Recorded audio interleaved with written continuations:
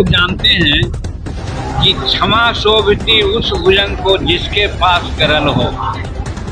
तो ये cease fire होगल, उसमें हमको यही लगता है कि पाकिस्तान गिराया अमेरिका के साथ, क्योंकि हमारी फौज बहुत तरह से आगे बढ़ रही थी।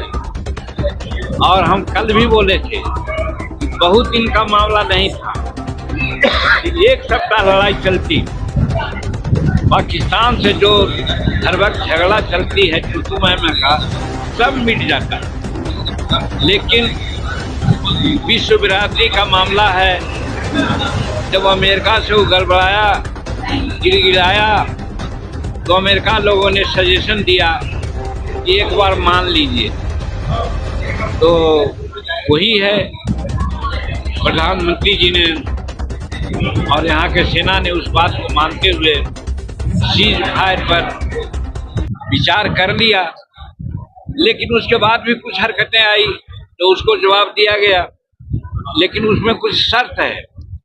जैसे सिंधु घाटी का जल है, सिंधु का जल है, तो बदस्तूर जैसा हम रोके थे वैसे ही रहेगा। अब वो पाकिस्तान में नहीं जाएगा, उसको हिंदुस्तान में हम लोग उसको करेंगे।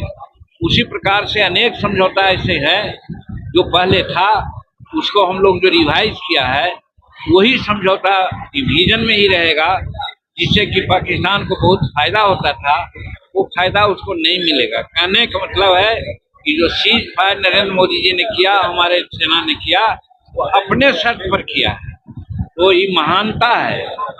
और ये भी है कि अगर कोई भी आतंकी हमला करेगा तो उसको हम वार मानेंगे, उसको युद्ध मानेंगे, ये भी स्कोप खुला है। तो कहने का मेरा मतलब है कि स्वागत योग्य है नरेंद्र मोदी जी का, फौज का जो निर्णय हुआ है उसका हम स्वागत करते हैं। आज इस कार्यक्रम में आए क्या? देखिए, ये जो महेंद्र जी हैं, दिव्या जी चला, अच्छा विद्या जी निर्देशक हैं, ये लोग चला रहे हैं। और जैसा कि मालूम हुआ कि विद्यार्थी यहाँ जो हैं उनको फ्री एजुकेशन देते हैं, टेक्निकल एजुकेशन देते हैं। ये बहुत बड़ी बात है। जो कम अर्थ वाले लोग हैं, कमजोर बच्चे हैं आर्थिक दृष्टिकोण से, उनको आज वोकेशनल ट्रेनिंग दे करके भविष्य में आगे बढ़ाने की बात जो विद्या जी करती हैं, ये बहुत काबिल तारीफ है। और इसके लिए हमको यहाँ बुलाया गया, यहाँ आए, हम सब बच्चों के साथ अपनी भाषा मगही में बोल करके, सुन करके बड़ी अपने को उत्साहित समझा, और लोगों को हम विद्या का एक अर्थ भी समझाने का काम किया कि विद्या अपने लिए नहीं लीजिए, विद्या का मतलब है परोपकार, दूसरे के लिए विद्या लेते हैं, वही विद्या सार्थक होती है। यही आज यहाँ पर आए तो एक जो एकेडमी है और जिसका निदेशिका दिव्या बनवाल जी हैं, तो इसमें यही हमने देखा और धन्यवाद देते हैं उनको कि जिन्होंने हमको बुलाया और एक मौका दिया बच्चों से इंटरेक्ट करने का और आप लोगों से भी बात करने।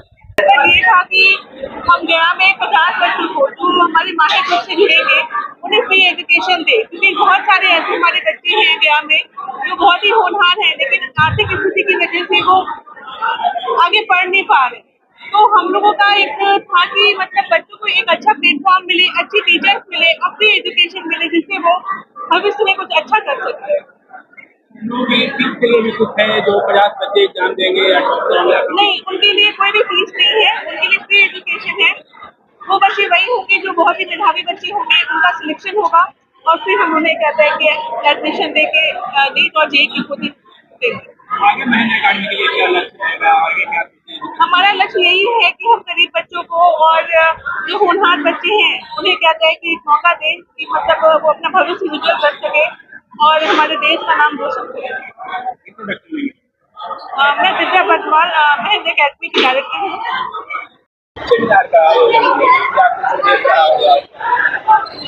इस सेमिनार का मुख्य उद्देश्य हम लोगों का है कि गया में ऐसे 50 मेरिटोरियस बच्चों को सेलेक्ट करना जो पैसे के अभाव में अपनी एजुकेशन को कंप्लीट नहीं कर पाते हैं। उन बच्चों को हम लोग गया के बेस्ट फैकल्टी के द्वारा एजुकेशन प्रोवाइड करेंगे और उन बच्चों को IIT और मेडिकल कॉलेजेस में दाखिला दिलाने का प्रयास करेंगे।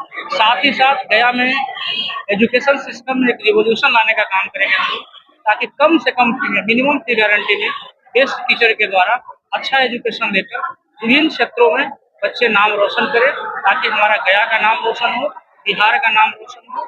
इस उद्देश्य से हम लोग आगे काम कर रहे हैं और आने वाले कुछ सालों में 5 से 10,000 स्टूडेंट्स को फ्री एजुकेशन देने का हम लोग काम करेंगे। हम लोग का फाउंडेशन महेंद्र प्रसाद फाउंडेशन है, इसके तहत हम लोग काम करते हैं और शिक्षा को जात पात पंथ से ऊपर उठकर उनके मेरिट के आधार पर शिक्षा प्रोवाइड करके उनको IIT और मेडिकल कॉलेज में दाखिला कराने का प्रयास करेंगे। मैं Amit Kumar, centre incharge, Mahendra academy गया।